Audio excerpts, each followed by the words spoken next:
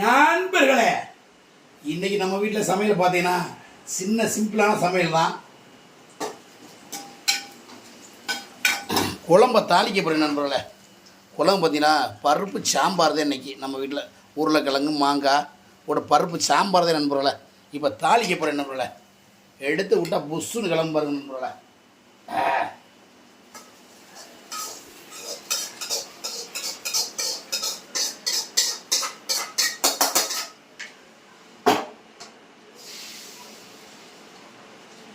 பெண்களுக்கு நம்ம சப்போர்ட் பண்ணணும்ல.